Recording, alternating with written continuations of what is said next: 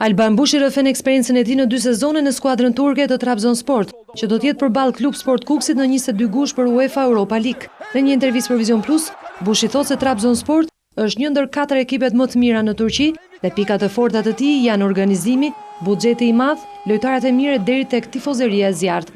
Vajtja ime Trabzonspor ka qenë nga arritjet më të mëdha të karrierës time, sepse unë pra siç e thash për më parë këtë 4 ekipet e më të mira. Kurse nëse do të shohim Trabzonsporin dhe Kukësin, janë 2 ekipe krejt ndryshme, si nga buxheti, si nga historia, si nga infrastruktura.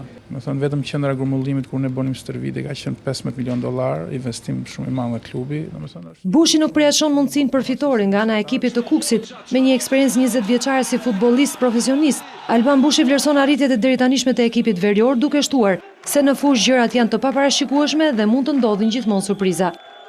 Mendoj që në letër ose më mirë po të shohë statistikat, domethënë Kukësi nuk ka asnjë shanse të trafi Trabzonin, por në fushë mendoj që ka shumë shanse, sepse Kukësi ka arritur këtu, ka arritur me merit, ka eliminuar 3 ekipe që në mendimin tim kanë qenë favorite ato jo Kukësi.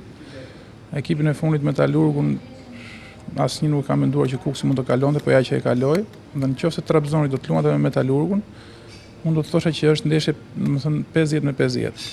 Por Kukësi e ka eliminuar Metalurgun, kështu që i bie që edhe Kukësi me Trabzonin të jetë një ndeshje barabartë, pavarësisht se Trabzoni në letër duket shumë favorit.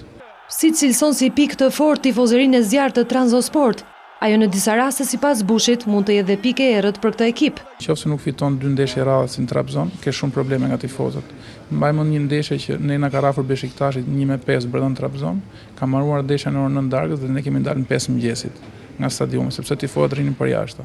Nëse Kukësi arrin ta bëj këtë që ta shtysh shumë 0-0-0-0, do të tifozët e Trabzonit të kthehen kundra ekipit, sepse ata janë mësuar gjithmonë me trofe me fitore dhe duan që qymë minutë parë të shënosh. Nëse nuk shënojnë, ata fillon të kthehen kundra.